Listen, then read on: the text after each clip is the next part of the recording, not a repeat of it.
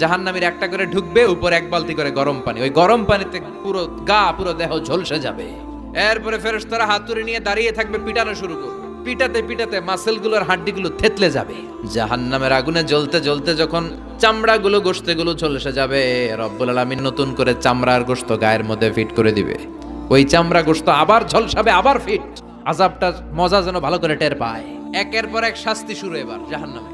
যারা দুনিয়াতে আত্মহত্যা করছে, ছুরি মারছে, ও খালি ছুরিই মারবে। বিষ খাইছে, খালি বিষ খাবে। যে মেয়েগুলো ওড়নায় গলা পেঁচিয়ে এই আত্মহত্যা, তারা জাহান্নামের রশিতে আর ওড়নায় খালি আত্মহত্যা করতেই থাকবে।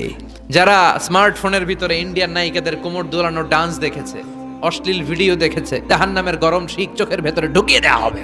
যারা মিথ্যা বলতো, ওদেরকে এক লাইন জাহান্নামের ছুরি দিয়ে কুচি কুচি করে জিহ্বাটা কাটা হবে। অন্যের জমি মেরে খেয়েছে এরকম ডাকাইত তাছাড়া নাই, 7 জমিন ওর কাঁধে তুলে দেওয়া হবে। এবার ঘাড়ে কর। গিবত করে চগল খড়ি আছে না নাই? তাদেরকে আল্লাহ জাহান্নামের তামা দিয়ে নখ বানায় দিবে, আগুন ঝরবে ওটা থেকে। নিজেরা নিজের গালের গোশত আর বুকের গোশত টেনে কুড়ে কুড়ে খাবে। ওদের ব্যথার চিৎকারে পুরো জাহান্নামটা থারথার করে কাঁপে। যারা যাকাত দেয় নাই, জাহান্নামের টেকো সাপ, যেই সাপ কামড় দেওয়ার সাথে সাথে দেহটা নীলাভ 70 গজ জামিনে ঢুকে যাবে। আবার সাপ ওখান থেকে ছোবল দিয়ে বের করে পা থেকে পেঁচাতে পেঁচাতে কোমরে একটা টাইট। পারবেন সহ্য করতে? আল্লাহ জাহান্নাম থেকে তুমি আমাদের বাঁচাও।